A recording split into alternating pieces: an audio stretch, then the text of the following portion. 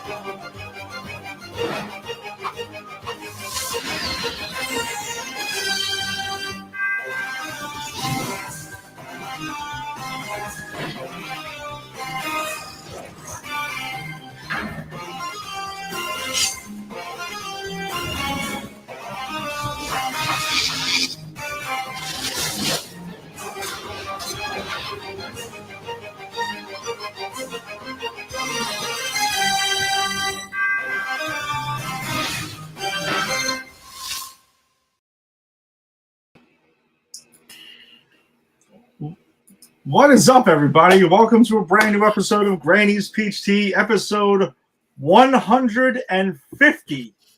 Right on the dot. Holy shit, 150.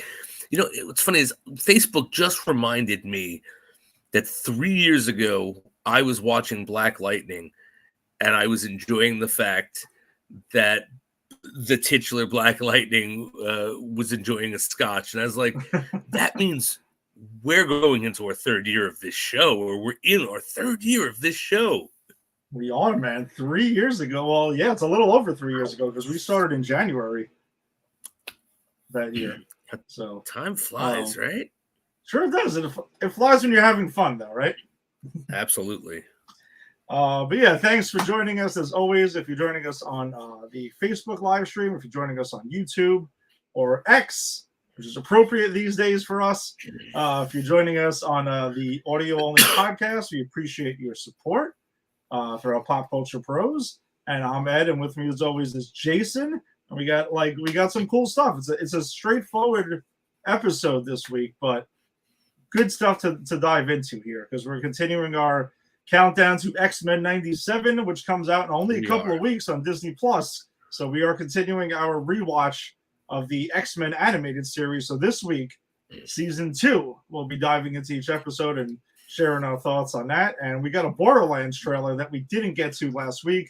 That was my bad because it was an oversight on my part. But we're going to do a trailer reaction shortly.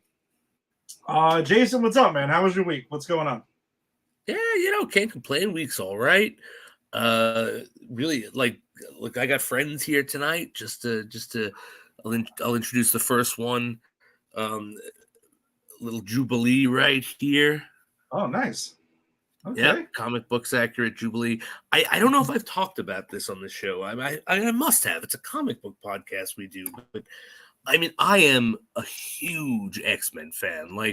There's Spider-Man and Batman. Clearly, those are my two favorite solos. But there is nothing in the comic book canon for me that comes close to holding a torch to the X-Men. And I was looking through my my action figures to see, which ones can I grab? Dude, I have a whole shelf of X-Men. There's 85% of my collection are Spider-Man, Batman, or X-Men.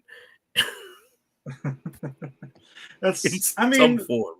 That sounds about right. I mean, I'm right there with you with the Batman and Spider-Man, and I would say growing up, my favorite team was the X-Men. Over time, the Avengers have gotten into there and stuff like that, and I always was partial to the new Fantastic Four. I love that. Was a badass team. I still have those 2 issues that they were in of the Fantastic Four. It was Grey Hulk, Wolverine, Ghost Rider, and Spider-Man. Spider-Man. Yeah, that's right. Yeah. That's an unstoppable team, dude. Oh, those were great comics.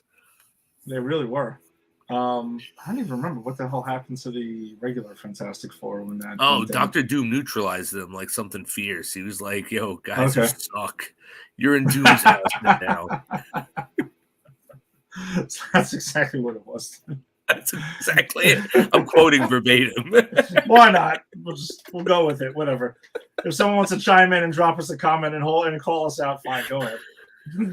If you happen to have the issue handy, go for yourself. Yeah, I actually got on board finally with watching Dune Part 1. I did that the other day because I've heard so many like great glowing things about Part 2. Okay. And then my friend Steve and Angie, both of them were like, "Oh, we're not going to go see Dune Part 2." I'm like, I haven't seen the first one. So have they seen I don't the know first about one? that. They both did. Angie watched it and like complained about it, which is part of the reason I'm like, I'm not gonna go see this then. I mean, this woman over here is she'll watch anything as long as they like put it on camera, you know, like she rarely gives something a bad review. I feel like I've worn off on her a bit, like of giving her, she's been more critical of things. Right. But then she's like, "Oh wait, so you're not?" I'm like, "I have to watch the first one. I'm not just going to go into this one in the middle of this shit." So, but I said I have to finish X-Men season 2 first. I will not watch Dune until I get my X-Men homework out of the way first. So right. I knocked that out over the course of 2 days again. Like these X-Men seasons have kind of really do fly by. And then I watched Dune. So quick. So did you see Dune Part 1? I didn't. Do you care? You don't give a shit? No, that's like I should. I'm a sci-fi geek. Like exactly. That's what I was getting shit for. Like I've actually read Philip K. Dick novels, which I've loved, like multiple like multiple times. Like so, like I there's just something I just never. Dune was never put into my purview in the right time, and now I'm like, oh God, I can't read things now. Like it's got to be like science or history or something, because like my job is teaching literature, so I'm like, oh, literature, no. So it's too late for me. My only exposure to Dune is that god awful David Lynch movie. Yes, which I never saw. I just never cared. And here's the thing: if you like David Lynch like I do, it's worth seeing. If you don't care about David Lynch, don't bother. But you and I both need to thank whatever we believe in. For me, it's nothing, but whatever. I thank nothing that David Lynch directed that movie, because you know what movie he was offered at the same time as was Dune? Dune, the original Dune was 80 early mid-80s, right? 82. It's like 82, 83. Okay, so I'm just trying to think. The reason I'm asking is I'm thinking of movies that came out back then. So another sci-fi epic that came out around that time. One might call it a return. Really? He was offered Return of the Jedi. He was offered Jedi and he turned it down for Dune. Woo! Thank God. Because growing up, the Jedi was my favorite, actually, until I got older and I'm like, nah, Empire is where it's at. And I still think the best part, some of the best stuff in Star Wars is in Jabba's palace. Like, if Jabba's palace was the movie, and then somehow Palpatine went away, I mean, I think people would have enjoyed it more. Well, I don't know, because we found that years later. Apparently, when Palpatine does something somehow, then apparently it gets everyone pissed off. I think it's gotten me more mad as time has gone on. Actually, every time I think about it, I get mad. I don't get mad anymore because that's like a go-to joke for me now. Whenever something like doesn't make sense, I just somehow Palpatine returned. Yeah, exactly. The movie. Yeah, things happen, so it pops up. Palpatine returns, things like that. Thanos returns. Whatever. So what? It doesn't matter. Yeah, it doesn't. That's not important right now. But Yeah, I kind of like, so I was prepared to wrap up the Dune part before we jump into stuff. Um, I enjoyed the first one actually because I was told it was boring and it was a chore to get through. So, Mhm. and basically it was, I was being told it was a setup movie. Like it was all 2.5 hours of setup. So going into it, I guess I was prepared for that, and my expectations were that. And I guess that's why I wasn't upset when I watched it, because I'm like, all right, I'm watching this movie Okay. to watch another. You That's know my what mindset you're in going for. into this. Yeah, so and I can see where that's going. This is like two action scenes that go on, and that's about it. I mean, the rest of it is a lot of explanation, a lot of setup and introduction for the world. But if you go into it with that mindset, I think you're like, all right, I know what I'm doing. I mean, it's a lot of setup, Yeah. sure, but it's all right. I mean, I didn't dislike any of the characters. Like the cast is insane. It's Oh yeah, right. completely insane. Like it's I mean that's the thing is everything about it looks like it works, and I'm sure it's great. It's just something that I'm just like, again, it just didn't hit me at the right time, you know? Yeah, I mean, I'm gonna see two. I'm gonna see Dune Part Two on in IMAX on Saturday. Saturday Mhm. morning, I'm going. I'll let you know what it is. Angie actually went and saw it today because she might not be able to go with me on Saturday. So Mhm. yeah, I know the one who like pushed me into it is bailed on me basically. So it's a good thing I Yeah. like Now, the now first you're one. solo. Yeah. Well, no, I'm gonna go with Steve still, and then Oh, good. Cool. yeah. So well, I went alone anyway. I don't give a shit. It's a movie theater. It doesn't I'm matter. not talking to you during the movie anyway. So I'll No, talk before and that's why I after. never understood why people don't like to go to the movies alone. It's like we're not talking, and if you try to talk to me during the movies, we're never going again. Yeah, like that's the end of it. um, but yeah, I'll let you know how it goes. But I mean, my expectations are high. I mean, people are talking like comparisons are getting thrown out there. The Dark Knight, Empire Strikes Back, cinema is back. All the cinema. I know. Now I think of Martin Scorsese every time I put that term. Yeah, but see, I don't know. I mean, I would argue this. This is all I'm going to say. Okay. I don't know how much you can say that if you needed a whole 3 hour movie to set up your piece of cinema. Like, That's fair. you, you could just have plucked. You could just watch Dark Knight and get everything you need. You don't have to have seen the first one. It helps, but they give you what you need, right? Mm-hmm. Same deal with Empire. Like, yeah, you're better knowing how you got here, but it doesn't take too long to figure out. Oh, they're being chased by people who are bad. Okay, I got it, right? But Yeah. like, if this was written and could only stand with a 2.5 hour prop. I don't know. I think there's an argument to be made that maybe cinema's not back yet. Yeah. I mean, we'll see. Maybe they do give you enough background for Yeah, that. I mean, I have no idea. Well, I'll find out on Saturday. yeah. Let me know. Um, Let me know what you think. our buddy Sam, he apparently also texted me last Thursday. Oh, you're going to see Doom tonight? I'm like, no, dude. Like, why is everyone asking me Wow. this? I'm the only one who apparently was. Well, I'm not the only one because apparently you were out on this too. I Um, was, yeah.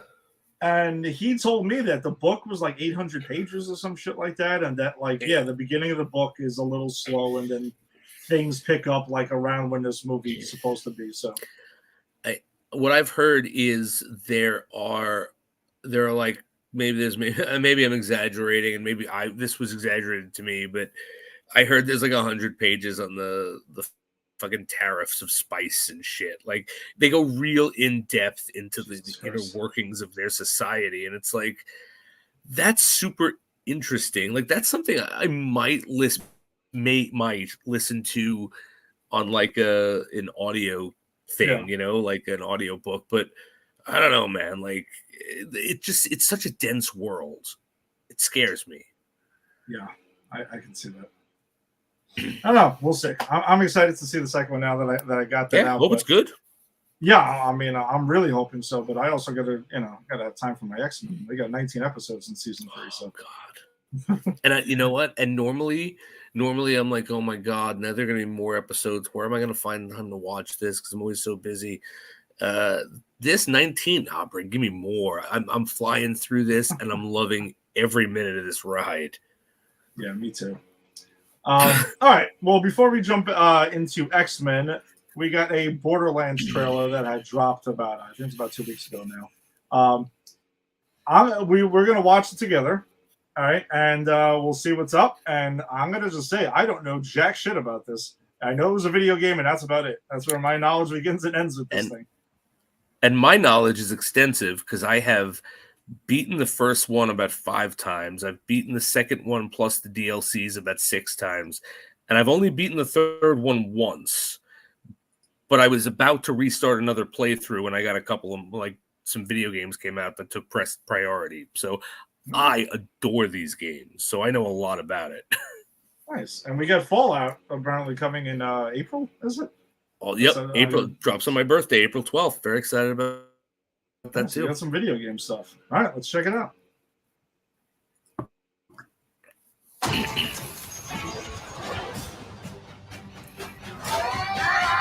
Uh-oh. God, I hate this planet.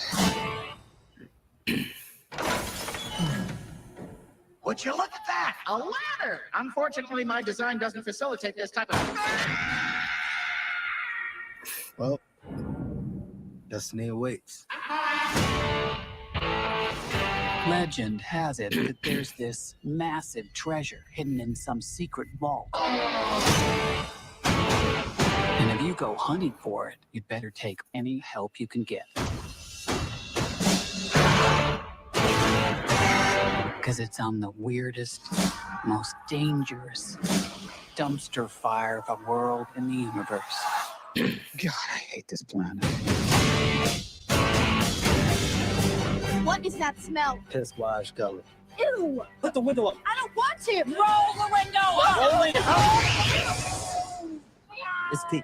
It's pee. Why do you think it's called piss wash? How did it get the name? It's in my mouth!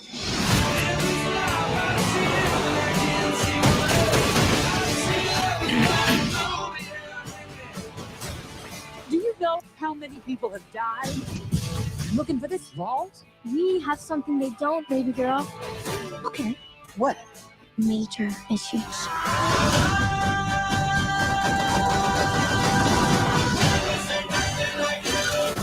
Time to make it rain with your body parts. What did I tell you? Minimal explosions. I said no explosions.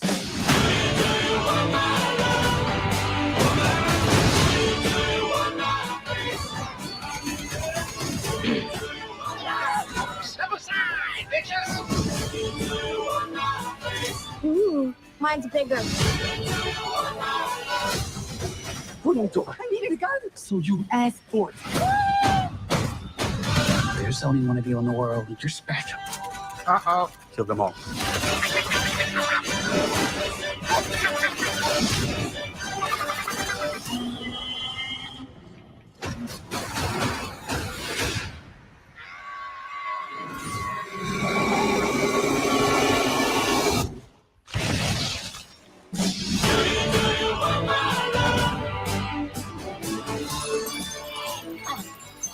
What's happening right now? I'm expelling the excess lead. I can't go if you're looking at me. Ooh, actually, strap down. I can. I really can. Actually, it's helping. Are we really waiting for this to finish? Keep looking at me.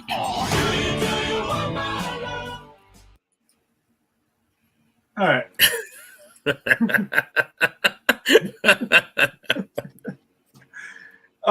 I mean, obviously, something not taking itself too seriously whatsoever. As the game doesn't. Like, as someone who knows the game, this looks like it is matching the fucking tone of this game pitch perfect. I know these characters because they were all characters in the game. I know this means nothing to you, Ed, but the fact that they got Jamie Lee Curtis to play Dr. Tannis blows my mind because she's a bit older than her in the video game, but that's a brilliant choice nonetheless. Okay, I mean that's fine. I mean it looks like a fun, wacky movie and stuff like that. I mean, my hesitation is only going to be the usual of it's based on a video game. which we both know. No, I know. History is not on its side. I mean, at least Nope. just because of that. You know, the Last of Us has not changed everything. No, but I'm gonna say this, right? From just this trailer, it looks like everything I've always wanted out of a video game. Okay. An understanding of appropriate tone and source material, and attempt to recreate some form of what people loved about the game in your movie. And it looks like this is, at least from the trailer, I get that. Okay. So, judging the trailer itself, remember now on the trailer, good or bad trailer? Does this movie get you more excited than you were before you saw the trailer? Oh, fuck yeah. Fuck yeah. This is a great trailer. I really enjoyed this. Like, because, and again, I can't divorce what I know about the game. So it's like, it's not like I can tell you how I would feel about this trailer cold, but knowing what I do about the game, you know, the fact Cate Blanchett, I love Cate Blanchett. Cate Blanchett's someone that I shouldn't find sexy, but I really do in every goddamn role she plays. And it's like, how, you're like an older woman. How are you this sexy? God damn it. Because I think she's really nailing like this character in this trailer. And again, I love these characters. The fact that Claptrap looks real good. Like that's exactly how he looks in the game. And I just think the CGI looks really good. Again, the music on this, the action scenes, showing the humors on display, as well as lots of monsters. Like, I don't know, this just looks like, even if I wasn't a fan of the video game, this just looks like a hell of a good time. Yeah, and that's kind of what I'm getting. It looks like it's a fun movie and stuff. Again, not knowing anything about the game itself, but it's something I would check out if we weren't even covering it. I mean, I know with the Regal Unlimited, I will probably check out most things because it's free, and if I got some time, I'll just go walk around the corner. But yeah, it looks fun. I'm excited to talk about this. Your excitement for the source material, it actually gets me more excited to that we're going to discuss this now, because I don't mind being the one who's like kind of going in completely cold on this. I know we're kind of flipped now, because I mean, I like comic books and stuff, but you know way more than I do. I'm always asking you about who's this, what do they do in the comic? I feel when we do the video game stuff, that's kind of my chance to go, let me guide us for a bit, because I actually do know a lot about video games. Yeah, I mean, let's see, the only video games I would be able to maybe take the wheel on that is when we did Mortal Kombat, right? But you also played Mortal Kombat, right? I also played that. Mario Street Brothers, Fighter? but like, who hasn't played Mario Brothers? Yeah, we haven't done Street Fighter. No, we haven't, but I'm sure we will one day. And well, I know we will, because it's on the list of movies I swore I'd never see. Oh, so that means we're going to stumble upon. Break everyone. I think I'm out. Pull me back in. Pull me back in. By the way, I have a list of movies. You know that. Like, on my phone, I carry a list of movies that I know you do. Yeah, no, I do, and they're mostly comic book related. But the video game ones, like, there's not as many. So, I mean, we can, if there's something coming out that we should cover it, fine.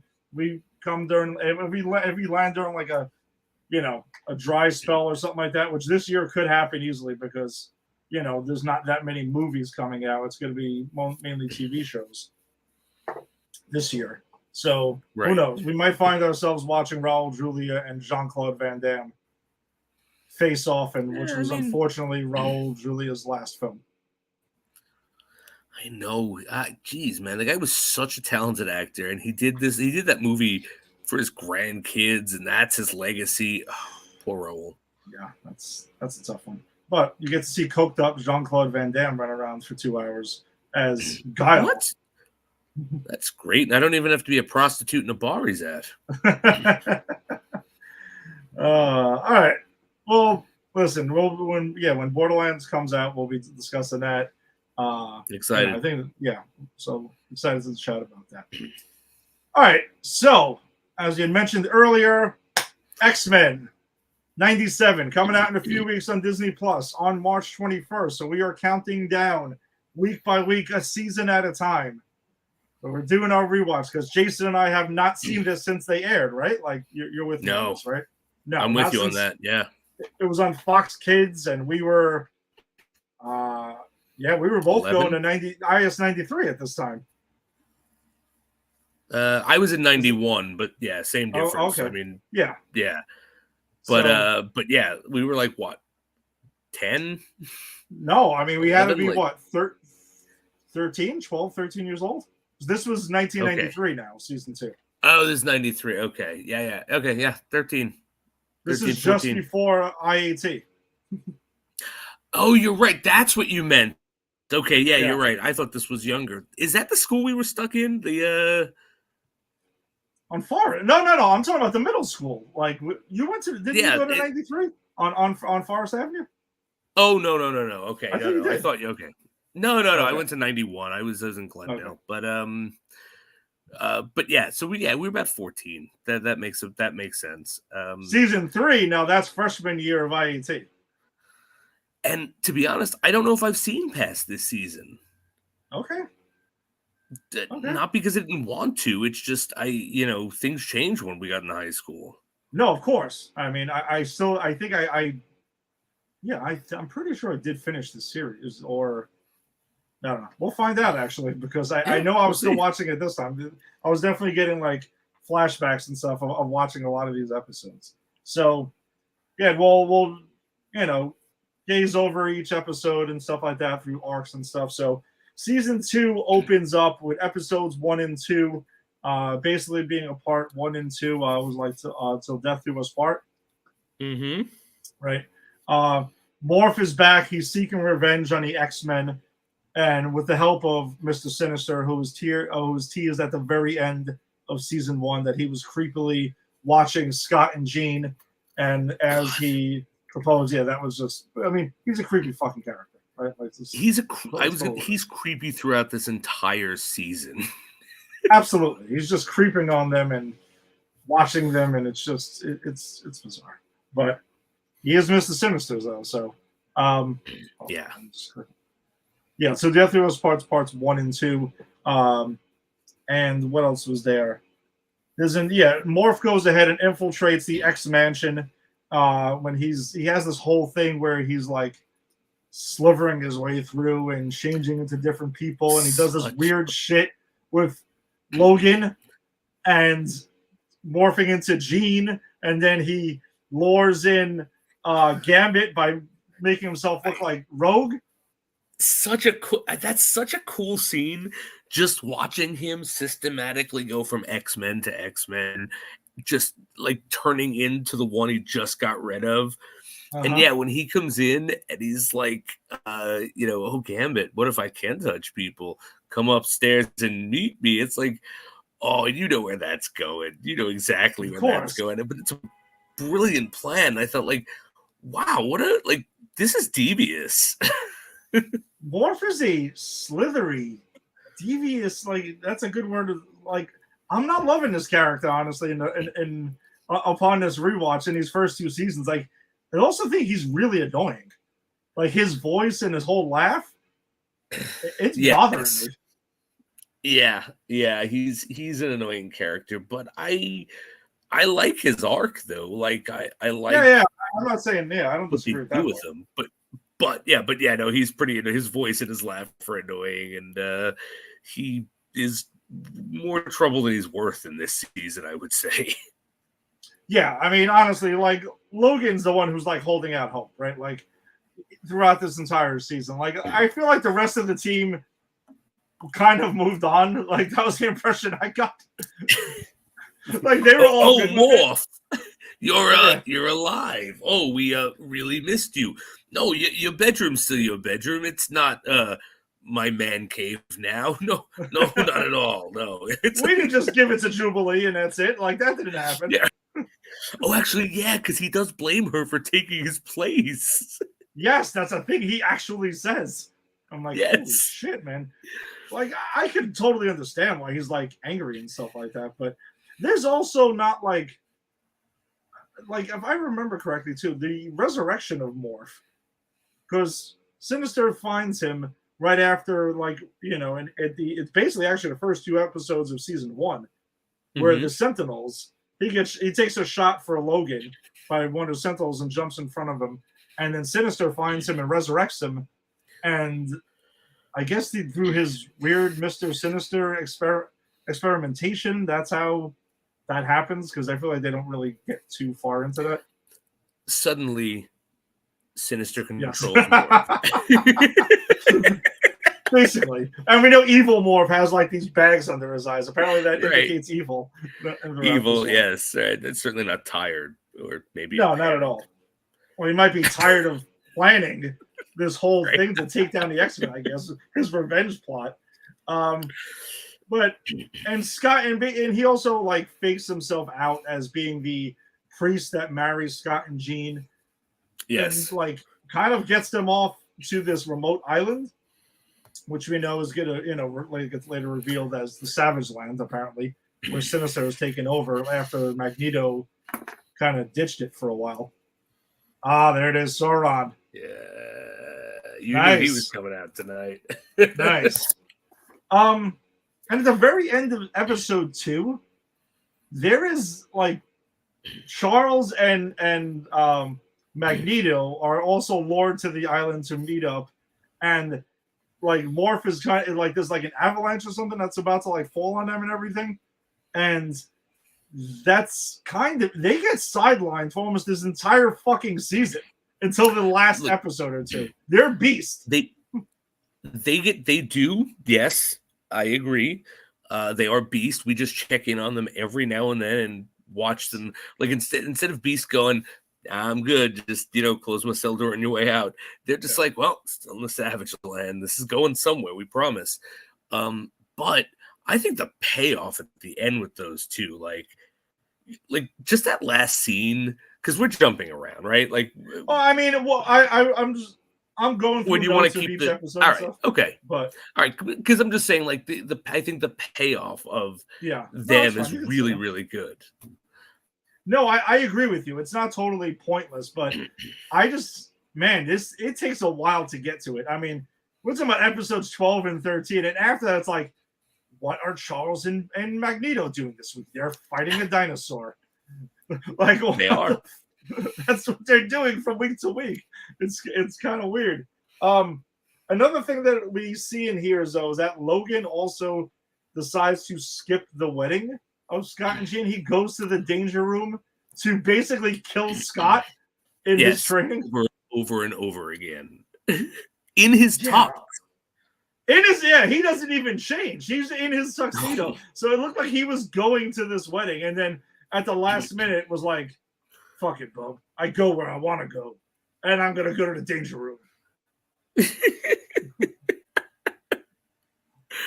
Oh yeah, that was kind of crazy. See, I think Wolverine's awesome in this season and in the series in general, but in this episode, it's like I understand you like Jean, but you gotta just let it go, Wolverine. You guys live in the same mansion. You need to get over this. She's made it pretty clear. She's not leaving Scott, dude. Yeah.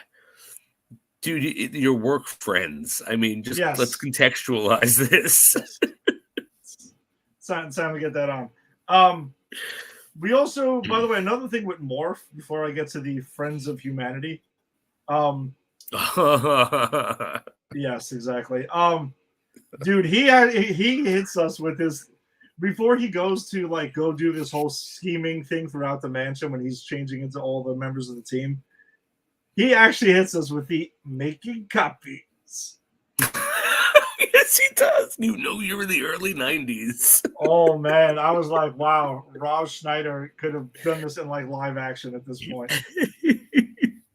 And I forgot to mention it last week, by the way. Cyclops does another joke in the first season that's awesome when he's like, not, and he goes ahead and he like raises down his glasses and like hits him over an optic blast. I did catch that one. Yeah, it's a lot of Wayne's World and SNL jokes getting thrown around in our Fox Kids Saturday morning cartooning. Yeah, so the other thing is we get introduced to the Friends of Humanity. So after Senator Kelly at the end of the first season, he becomes President Kelly, and then he, leads up this whole thing where he wants to make it, equal rights for mutants and stuff like that. And there's a band of dudes who apparently used to support him, and they're not happy about it. And they call themselves the Friends of Humanity. And boy, are they, you might as well have just called them Nazis. The one leader's got this armband going around. No? Come on, no. Are you trying to suggest that the X-Men were always woke? Is that what you're trying to suggest, Ed? I'm going to use the term in air quotes because that's a whole nother thing that I don't even want to get into. Dude, of course, these guys are your neo-Nazi KKK people.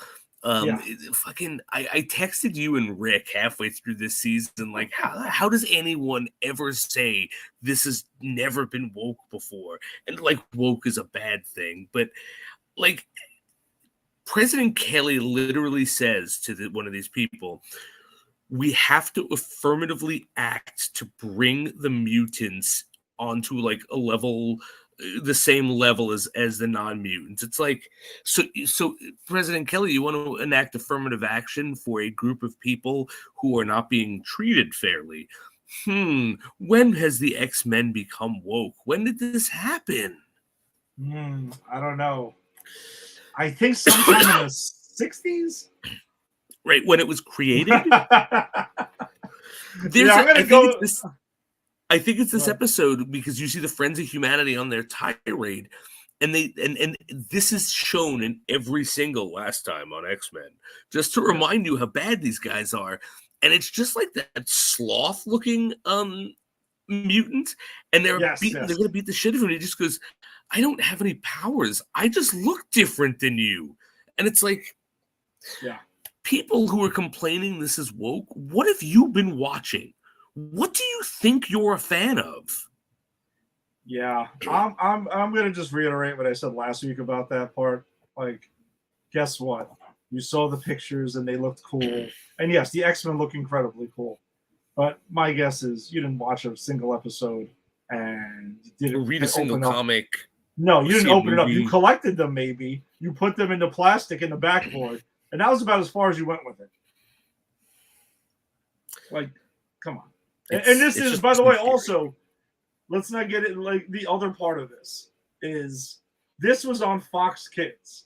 All right, 11 o'clock Eastern. Like, you can't even be like, oh, like, kids shouldn't. Come on.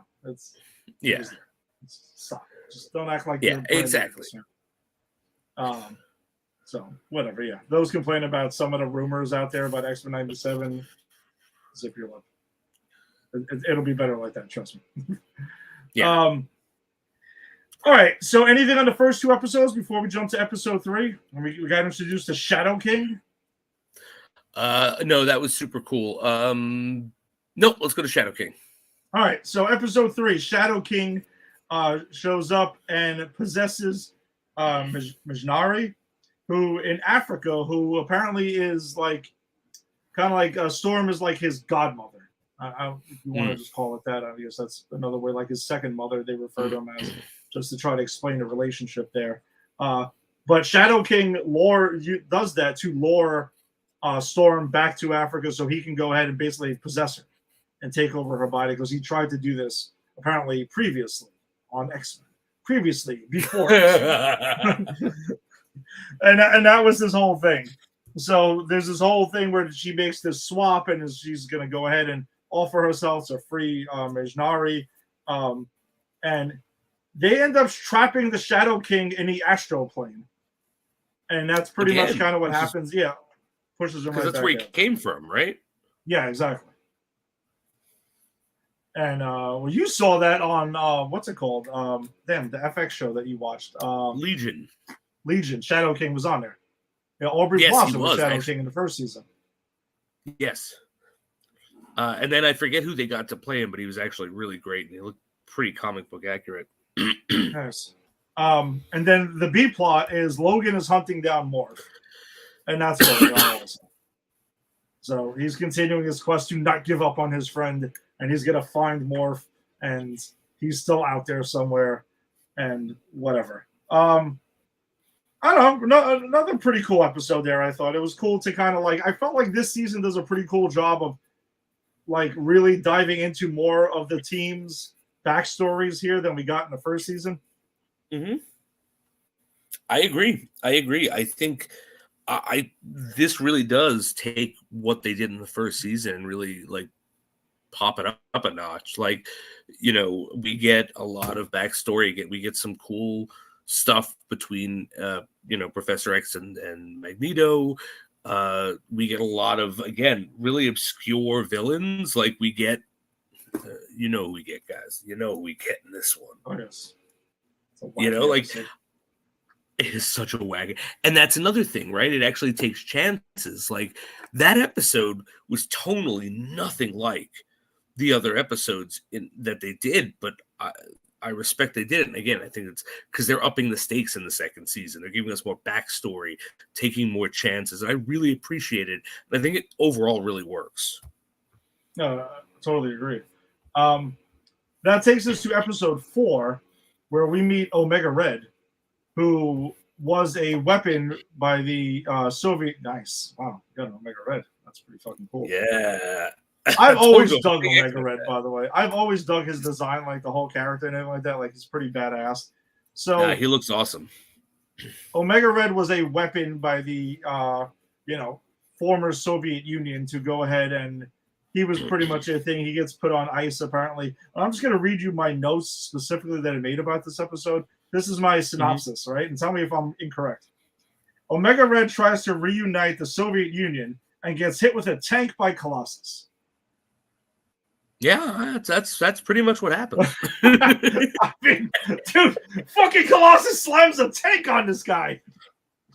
No, Colossus, I actually really love the way they portray Colossus in this. Even in the beginning, when he walks in, because like, you know, the Friends of Humanity are all over this season, right? Don't you forget them. They don't go away till I think right before Savage the Mojo Land episode.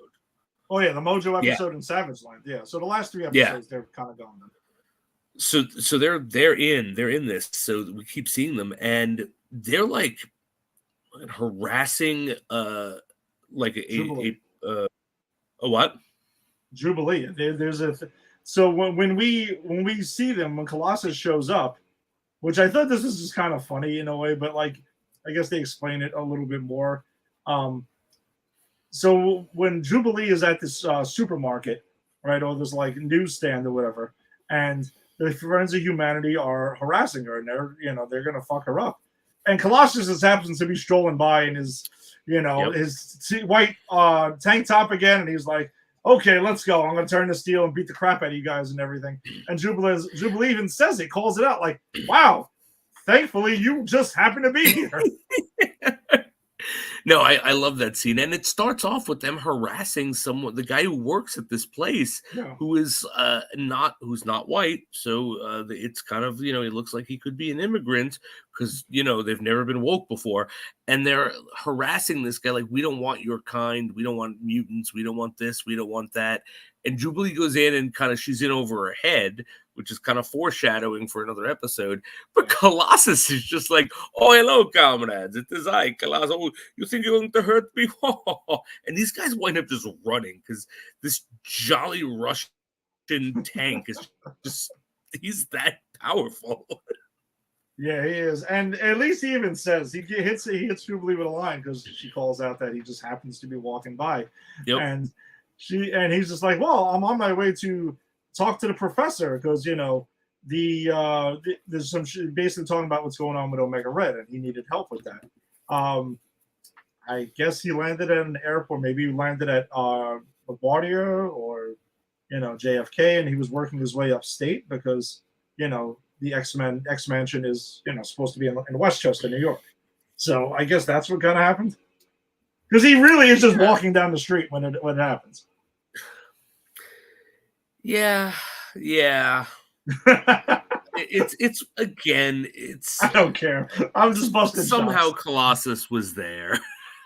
Well, it just reminds me of another Marvel cartoon from the 80s that I've discussed, right? In Spider-Man and His Amazing Friends. Me and Tim reference this constantly, where Spider-Man and Firestorm Firestar and Iceman are literally having a race through fucking Manhattan. And they happen to stroll by a roof where Dr. Doom is doing like a weather experiment on it. I'm like, what the fuck is going on here? There's no explanation of why this is happening, any of this. It's hilarious. It is absolutely hilarious. It's on Disney Plus. If you just want to crack up, watch like the first 5 minutes of that episode, and you'll see exactly what I'm saying. I'm not embellishing this for comedy at all. It's exactly how it goes. I gotta go look for that. It's ridiculous. And then my other note for this episode: Charles and Magneto escape a T-Rex. Oh, they do. Just by reading the notes, it sounds insane that Colossus hits Omega Red with a tank because he's trying to reunite the Soviet Union. And by the way, these guys are escaping a T-Rex. This is what we're dealing with right now. I respect it. They go full Savage Land. Like, we get the Savage Land in almost every episode. Yeah, no, they pepper it in and stuff. But yeah, Charles and Magneto are kind of the beast and get sidelined for a lot of this thing. Yeah, but because the Savage Land is in every episode, you could really do that with every episode. Like, this is the episode where the X-Men try to stop these hate mongers from killing a blind girl. Oh, and Professor X uses a boomerang to get some pterodactyls to drop Magneto into the ocean. It's like, how is this the same fucking even season? Yeah, it's kind of interesting how they decided to go about that. I just felt like they kind of wanted to keep reminding you that they're there, that we didn't forget about them. Unlike in season 1. Remember, we clocked at episode 3 and 4 in season 1. Gambit and Jean vanish with no explanation. Gone.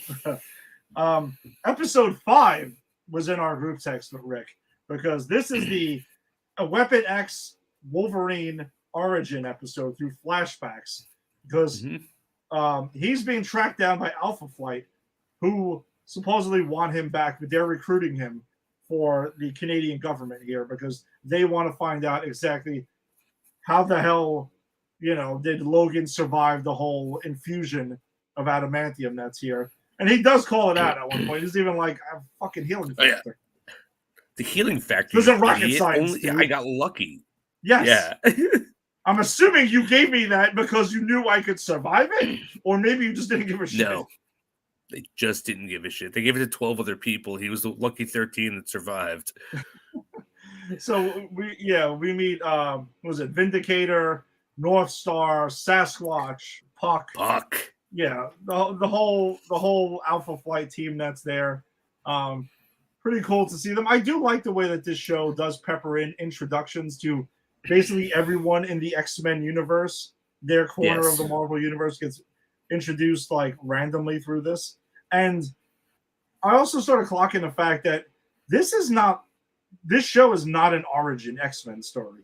They do allude that there's a long history of all these characters prior to when we meet them in season 1, which I kind of did. Oh yeah, no, that's the thing. The show is Jubilee's origin story. Yeah. But everyone else, they've been established and they've been operating for a long time. And I dig that too. Again, it's what we talk about now. And there was nowhere near the superhero. There was no such thing as superhero fatigue then. No. But, but they were smart enough to not show us the pearls break off of fucking Martha Wayne again. Like, because we always say, how many times are we going to see that scene? We all know what went down. Just give us a movie. And this is the X-Men going, they get it. They know. Give them how Jubilee starts. They'll get everyone else on their own. Yeah, like the X-Men were like the hot thing in Marvel like in the 90s anyway. So, and my other note, Charles and Magneto still in the Savage Lands. I don't even know what the hell they were doing that episode, honestly. I mean, it could have been a boomerang thing. There's always a little thing for like a minute or two that they're in the Savage Lands. Yeah. I actually think that was the boomerang thing, because that was the one where I saw and I went, what the hell just happened? And I'm going to, by the way, when Rick listens to this or if he's watching right now, I'm going to agree with him. Episode 5 of season 2 of X-Men the Animated Series vastly superior to X-Men Origins Wolverine. Oh, 100%. 100%. Yeah, which we'll get to in a few weeks because we're going to be doing the live action X-Men stuff once we're done with this. Yeah, that should be a roller coaster to say the least. All right, so that takes us to episode 6, where Gambit is summoned back to Louisiana because there's this whole feud going on between assassins and thieves. And there's this what the hell is it called? It's kind of this whatever. It's a MacGuffin that has to be given every 10 years. There's it's money, right? It's like a tribute. Yeah, exactly. There's this godly character that shows up once a decade, and they have to go ahead and give the tribute and stuff like that. But we find out that the assassins went ahead and took the thieves part of it, and they loaded it up with some fake shit that was there, and she gets pissed at them, and it was basically a setup. Gambit's brother is used to help lure him back and lure them there. So we get to see some digging into Gambit's origin story there, which I had mentioned they pepper in throughout the season, that we get other characters that weren't really explored too much in season 1 here. Pretty cool episode though. I thought it was pretty interesting to get some more backstory on Gambit. Yeah, same. I liked it. I wasn't entirely clear on the thieves assassins thing, but it was just cool to see Gambit's backstory, see his brother be in the bayou. Again, I'm really loving the choices and the chances the season is taking, because this is a Gambit story, right? This isn't an X-Men story. They're not all tagging along. It's like Gambit and Rogue, right? It's a couple of them. But I like that they're, again, and we talked about this in the first season, they're really taking the time to have these character moments. And that's this whole episode, even though I'm not exactly clear about the MacGuffin or the plot or where the hell this fits into the X-Men lore, I was just so interested in seeing the character of Gambit be explored. I'm like, this is great stuff. Yeah, and we also do get, I guess it was the first sign that I recall catching, is how Rogue feels about Gambit, because she's genuinely hurt when she sees that there is a woman that's there that apparently Remy left at the altar. Yes. When he decided to leave, and she sees that, and you can see this is actually reciprocated. It's not just Gambit running around like Pepe Le Pew, after Rogue all the time. It's actually a two-way street. And they kind of make that clear in that episode, in the second episode, where the payoff, which we didn't really get to, but we'll go back just a bit, where he kisses Rogue and all that happens, and she assumes he was trying some Pepe Le Pew shit on her, and he says, no, Shag, Gambit does not go where he is not invited. Yes. And I think that really kind of starts, because their relationship has an arc that crescendos at the end with Gambit saying, I've never said this to someone, but I love you. Yeah. And you know what I'm saying? So that's the start of it. Again, this is a 13 episode season of a cartoon show for kids based on a comic book for kids that's giving us some real interesting character arcs and watching these relationships build. And again, this episode really does a lot of the heavy lifting on that. Yeah, I fully agree. And then that takes us to episodes 7 and 8, which are called Time Fugitives. So basically we find out that there's a technovirus in the future, that Bishop returns to his time. And we get they allude to this in season 1, that nothing has really changed. And then we find out, that there's this technovirus that goes down. In episode 7, Bishop he goes back in time again, and he stops it from happening. Right? That's basically what he does. He does stop it. And then we find out, though, that Apocalypse is the one who was behind this technovirus and behind the Friends of Humanity, apparently, until they find out he's a mutant, even though he rejects that and says, I'm so far beyond mutants. I'm so far behind both of you guys that Don't dare call me either one of those. But then episode 8, Cable, we find out in his time that the technovirus actually has to happen, and he's totally disgusted, and he has to actually go back and stop Bishop because it has to happen. But Cable, which I gotta say is a genius fucking move here, he realizes, oh, wait a second, I can't help Apocalypse straight out, right? Like, he's like a sworn enemy. I can't do this. I gotta get an antidote. I gotta get an antivirus like out there against this thing. And then he gets Logan to get infected with the technovirus because he knows he has the healing factor, which pops out the antivirus that's there. Right. So therefore mutants can survive it when it does happen. So I thought that was pretty fucking genius, and it was awesome seeing Cable again. Yeah, no, I agree. And I love the fact that it's like an oops, I did it again. Like, oh shit, I gotta go back and stop the technovirus. No, wait, now I gotta go back to stop you from stopping the technovirus. But I'm farther ahead than you. No, but my people die. But this saves my people. It's like the battle of the time travelers. And I love, and again, you're right, it's a genius move. Like, all right, so we'll infect everyone, but then we'll cure them. Yeah. So then, they can survive it. I thought that was pretty fucking smart. Another thing that's interesting is their Jean does look into Cable's mind, and they don't say it outright, but they allude to the fact that Jean knows that that's their kid. That is heavily alluded to in this episode. I think I missed that. What did they say? No, she's just like, was it Scott says something to Jean? And Jean comes out back with the line of like, oh wow, like he's more important to us than you'll ever know. Okay, yeah, you're right. Lines. You're right, yeah. Yeah, now if you didn't know that that's their kid, then maybe you would have put it together. But I was like, oh, the thing. Yeah. Now, does he in the comic? Is Cable born of them through like a Mr. Sinister thing, or is he like their like legit kid that they had and raised and he got the virus? I don't remember. I'm going to be honest. I don't recall off the top of my head. I'm going to lean towards legit kid, but yeah, he's definitely like, from their lineage. Let me say. Yeah, and I don't even know. I don't recall, like, again, how far they go into it with the animated series. My guess is they're not going to set that up and not pay it off because Cable comes back, later on in the series. Right. So. Oh, yeah.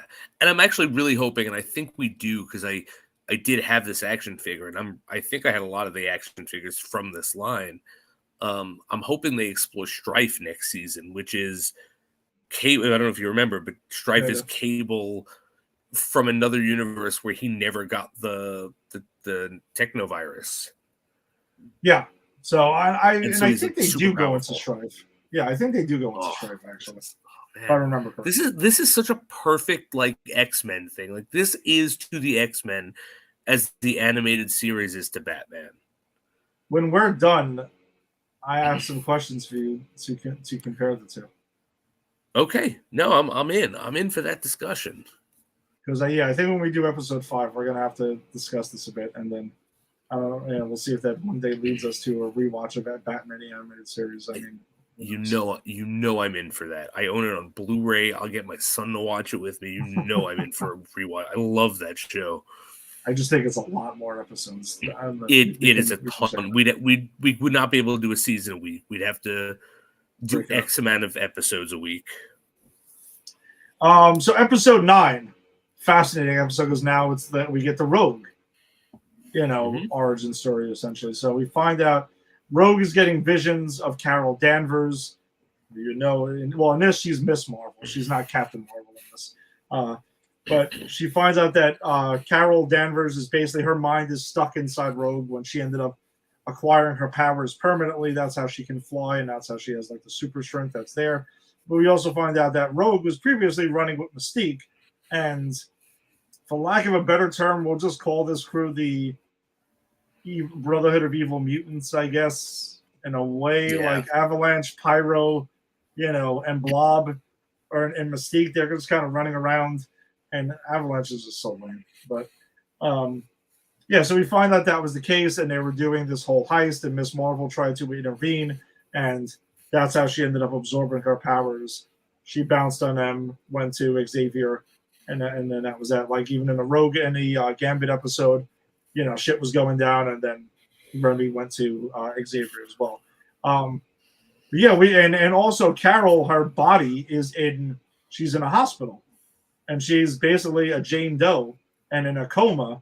And at the end of the episode, Rogue goes ahead and goes back to her, and they kind of like bury the hatchet there for a bit. I thought this was one of the best episodes of the season. Yeah, I agree. Because this is something that's like, well, actually, I was going to say in the live action movies, Rogue doesn't have the Miss Marvel powers. No, so, and I do. And I want to say this: I do appreciate that, and we'll get to that when we get to the first X-Men. But I appreciate that they give us it's Rogue with Rogue's powers. They didn't try to shoehorn in. Oh no, they didn't give us like her powers are also to fly and be super strong, just because they took it out, and I appreciate that. But I say that because I really appreciate this show taking the time to do the legwork of the comic book.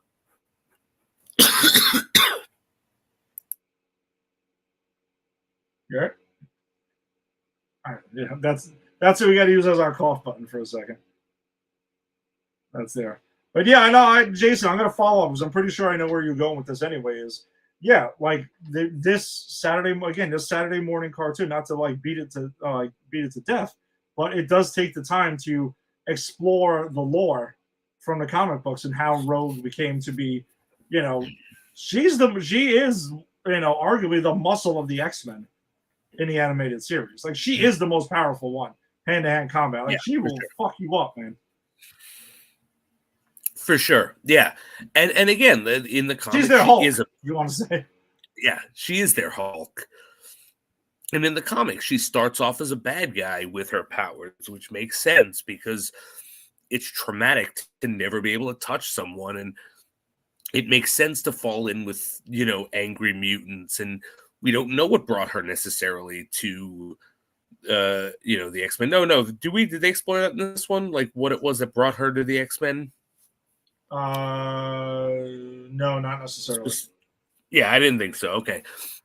But we know in the comic that she comes there, and again, it's the attention to detail. Like I always say, like I said just this episode, just if you're gonna do something like this, know the source material and honor the source material in a way that makes sense to your medium. And I've said this about the animated series, and I'm going to say it about this, and this episode in particular. This is like reading a phenomenally written run of the X-Men. Yeah. I will say, and I can't imagine my opinion is going to change over watching the next 3 seasons, is if you're not going to go ahead and you don't know where to pick up the X-Men and you wanted to know more because you kind of dug the movies a little bit, I would highly recommend going to Disney Plus and rewatching this. Oh, yeah. And you can also rewatch it and along with us and have some fun every week for the next couple of weeks with us.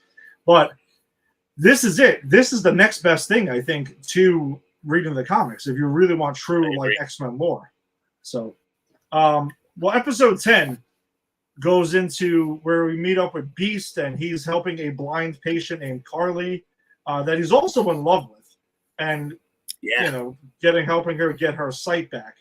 So there's that whole thing, but her father sees Hank McCoy and is just like, you're a mutant, get out of here. I hate you and all this other shit. Like he's this, bigot jackass that's over there. Well, at the same time, speaking of bigot jackasses, Logan is going undercover with the Friends of Humanity to infiltrate their whole system. I love Undercover Logan. Oh my God, I love Undercover Logan so much because Storm is like, no, it's got to be Gene. Gene must have said this because he doesn't listen to anyone else. Like, no, we can't just go and attack them. It won't make us look good. We have to do this quietly. And then he goes, "Oh, quietly, I'll give you quietly." And then he puts like a scuzzy biker hat and a jacket, and he pretends he got the shit beat out of him by a mutant, and they take him Yeah. into their like mist, and he's just like playing the part, like, "Yeah, that stupid mutie took my job and then tried to beat me up." And it's just, love undercover Logan so much in this episode. You know something? Now that I think about it, I think it is Storm that actually says it.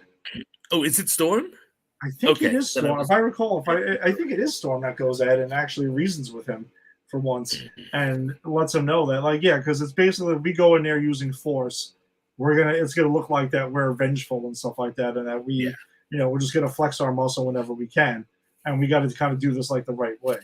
But the stuff with Beast and Carly, I found really interesting. Again, for a Saturday morning kids cartoon over here, there's a lot there with it. There's a lot of, like, again, with the father, the way the father's treating him and everything. And then when she can finally see, she like, because he even says Hank says he's gonna shy away and do what's best for Carly, because when she gets her sight, she wants to see Hank finally. Yeah. And then when he decides to back away, but then he does show up that first day, and she sees him, and she's like, "Yeah, you're a mutant. I knew that the whole time."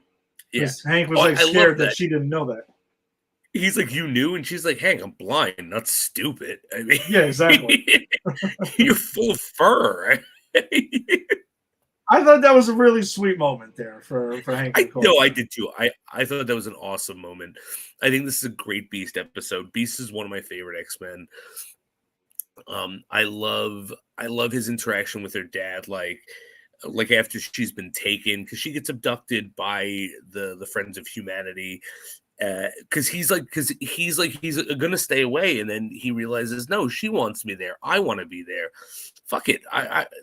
This surgery isn't happening. Wouldn't have happened without me. I'm the doctor that created this technique. And he goes, and the father gets pissed, but then after she gets taken, he grabs her dad, like, "Where did they take her? You want her back? You're gonna help me." And I love that moment, and it pays off at the end when the dad comes and he's like, "Dr. McCoy, thank you for saving my daughter." And again, not to beat this dead horse, but like, I don't know, when did the X-Men get woke? Like, how many times have we seen in history, like, no, I don't want that black guy dating my daughter? Like, just watch any movie in the 80s, and that's a punchline. No, you don't want a black guy dating your daughter. And this is another take on it. I don't want a mutie dating my daughter because ... overlooking their overall humanity. And this episode is like the Rogue episode. I feel it's really on another level, because it kind of matches the tone of Beast, because Beast is like a very sweet soul who, if you fuck with him, he kind of riles up. And that's this episode. Like, it's a very sweet episode until you stir the pot, and then shit has to happen. People got to get shut down. But then we go back to being sweet. And again, for a cartoon in the early 90s for children on Fox Kids, I mean, that's amazing work they're putting into this. Great. But then the next episode, Jason, if we get to episode 11, yes, we do. You've been waiting for this moment for over 3 years now. I have. Mojo has been with us since episode 1. Yeah, why don't you mention what happens in this episode? You can kind of take us through this one. All right, so this episode, stellar episode, one of my favorite. I'm not even kidding. It's one of my favorites of these 2 seasons. It's a comedy. This is a comedic episode. Mojo is literally Harvey Weinstein. Like he sounds like that, and he's nasty, and he's rude. And he's got this British assistant, Major Domo, who's always making fun of him. And his whole job, like, he fires Longshot, who isn't even like a good guy in this. He's just like, "Hey, you fired me. I'm your star. I want back in." You know, Yeah. He's a good guy in the sense that he helps the X-Men? ? Like, yeah, sort of. And then the whole thing is like, Mojo finds something, because he's in this different dimension where everything is reality TV, and he finds the X-Men, and he grabs them all from their world, and you think it's gonna be like, no, we're gonna pit them against each other. He just puts them into shows. It's like, yeah, he does. And who is it? One of them's like a Miami Vice type thing. yeah. Yes, one of them is a Miami Vice thing. What's the other ones? One is one There's like a horror thing. There's one I Dream of Gene. I Dream of Gene. Yeah. Like, guys, I want an episode. I want a season. I want one season at the very tail end of the MCU when they're trying to keep it together, but it's too far gone, because it's gonna happen. It happens with everything. Nothing lasts forever. Yeah. I want them to give me a Mojo show where he's just plucking people from the Marvel Universe and putting them in fucking sitcoms and horror movies and sci-fi. Like, it's like, all right, what would it look like if Spider-Man was in a rom-com with the Enchantress? Let's see. Because that's this episode. I can see that being an animated thing on Disney Plus, where they just go with Mojo Vision. Right, Mojo Vision. That would be great. Yeah. I can see that. Did it live up to everything you wanted it to be? To have Mojo? It was everything and more, because I forgot what a disgusting and comedic character he is. Because again, my action figure makes him look kind of menacing. Yeah.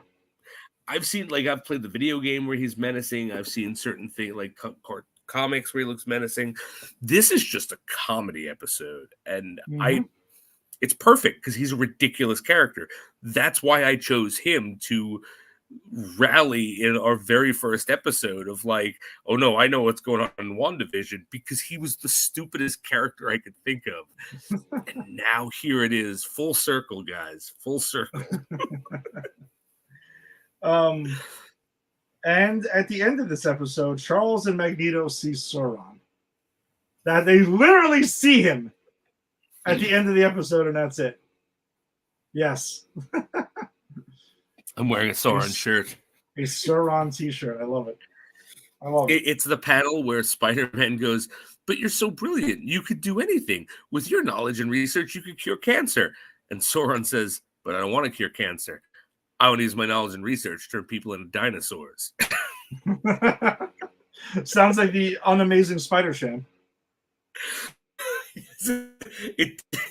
Yes, it does, but it looks so much better. Oh, 100%. I'd rather read your t-shirt over and over for 2 hours instead of watch that shit again. Good point. Then episodes 11 and 12 are called Reunion. And guess what? Finally, we get the Savage Land. So Charles and Magnus are there. The X-Men get lured to there. Wolverine is on his whole thing. He sees Qzar that's there. They go ahead and they team up. Charles is brainwashed into luring the X-Men there by Mr. Sinister. And then they have this whole battle with the Sinister goons, the goon squad that he has, when they don't, because when they get there, if you're not aware, the Savage Land, they don't have their powers.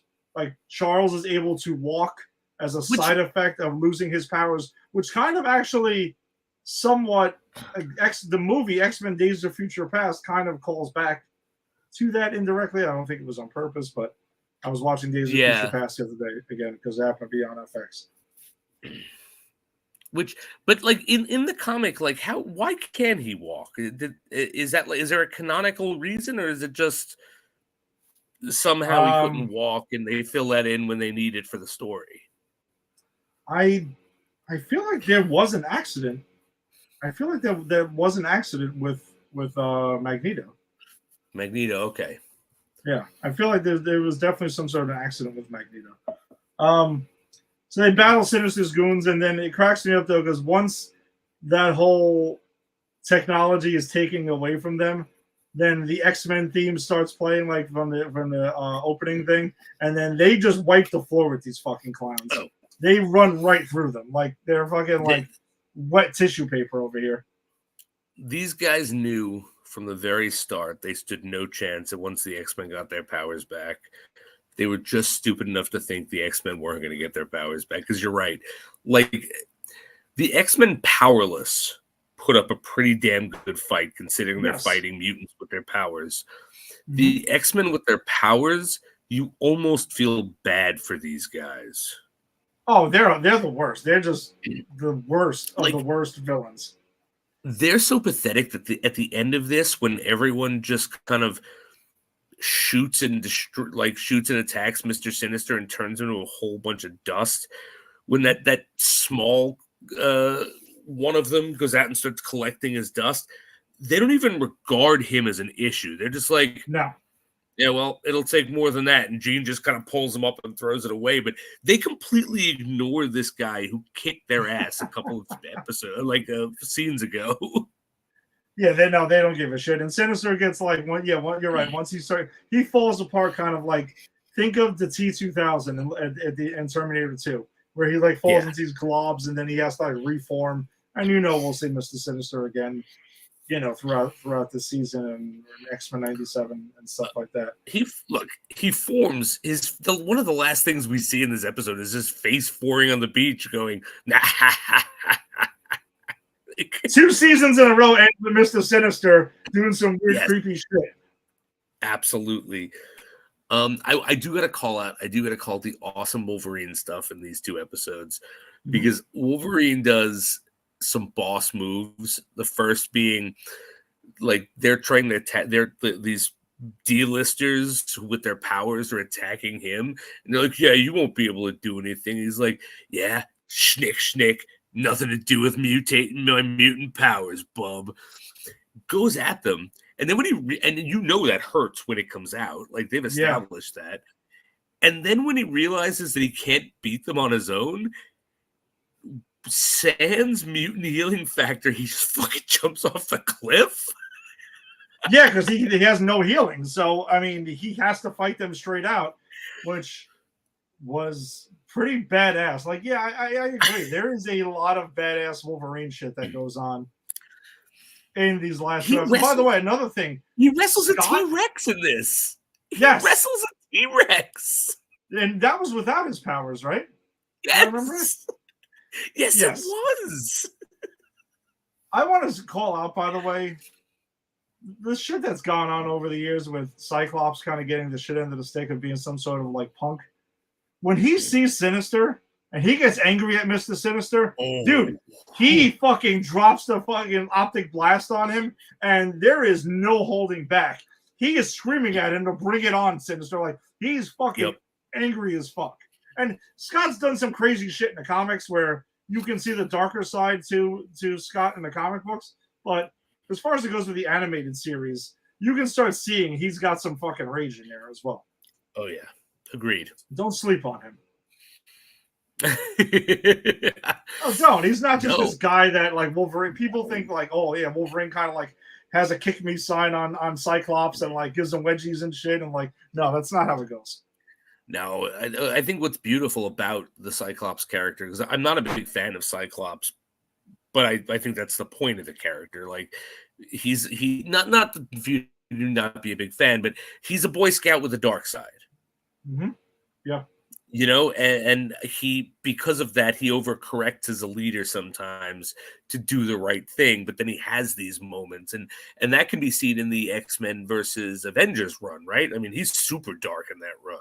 Yeah, he is. That's kind of so. Yeah, I agree with some of that. Yeah, so I agree with you. Don't sleep on Cyclops. Love him or hate him, he's a very interesting character and an excellent member of the X-Men. Again, I'm not even a big fan, but he's a great character. I like him in his first 2 seasons. I'm going to be honest. I do too. I dig Cyclops. I like him in this. I'm not a fan of his overall in the comic stuff. In this, I think he's awesome. No, he's pretty cool in this, man.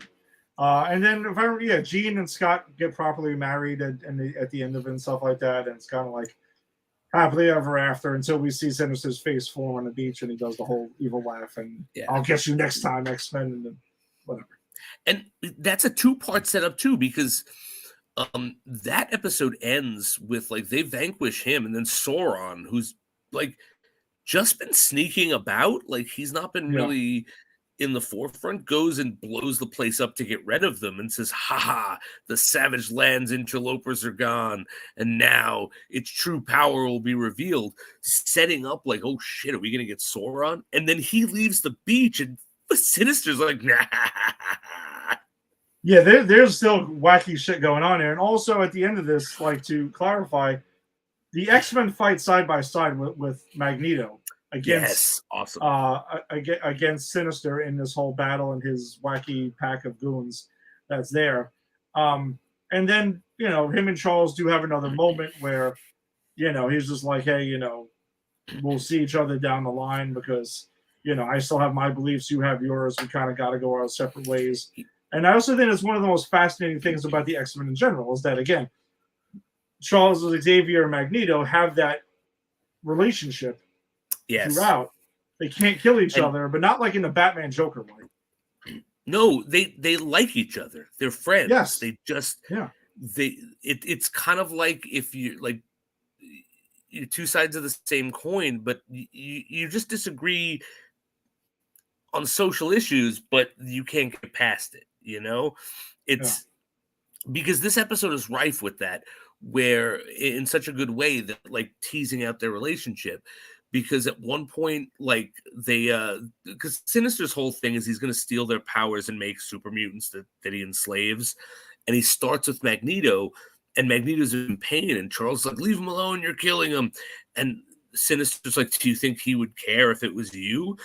And then at the end of the episode, when the explosions happen, Magneto saves the entire X-Men by using his powers to keep the whole floor from caving in on them while they get out.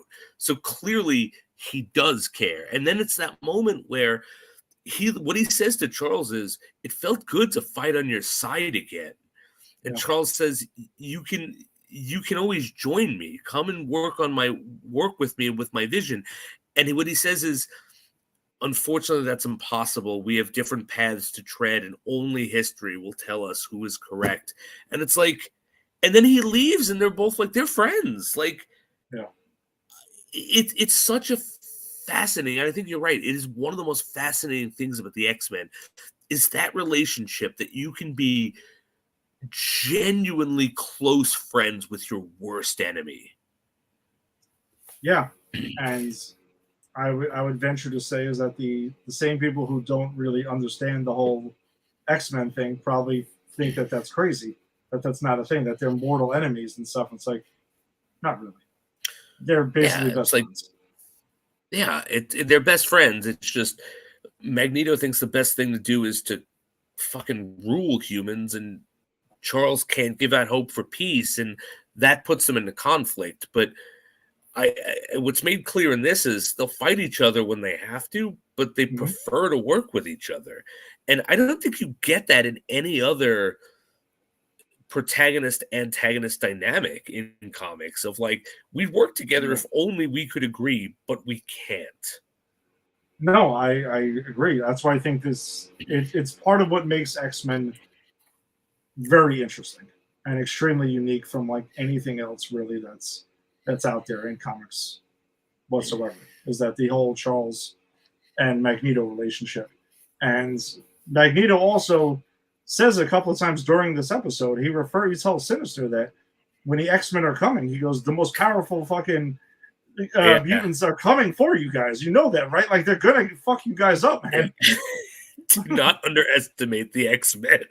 Yeah, he calls them the most powerful. Like, he acknowledges it fully. Like, this team is gonna fuck you guys up, man. He knows. And he also has a great moment too with Vertigo, because Vertigo is taking everyone down. And she's the only one of them that stands a chance after they get their powers back. And she's like, even your powers will not save you from Vertigo. And he just takes some metal with his powers and puts it on her face. She's just like done. She's out. It's like, Magneto's so badass. I love Magneto. Love Magneto. All right. Anything on season 2 before we wrap this one up? I think the only thing I wanted to touch upon too that we kind of glossed over and missed was the Friends of Humanity. The whole where that goes, like where that ends, is the guy who's in charge is a mutant, And not just any mutant, Sabretooth's kid. Oh, yes, that's right. Which Wolverine recognizes. And I actually, again, I love Undercover Wolverine because he's like, you remind me of someone I knew, a kid one time. And the guy's like, yeah, we never met. I grew up in Canada. I was in Canada. And Logan just looks at the camera and goes, so was I. Yeah. I love that.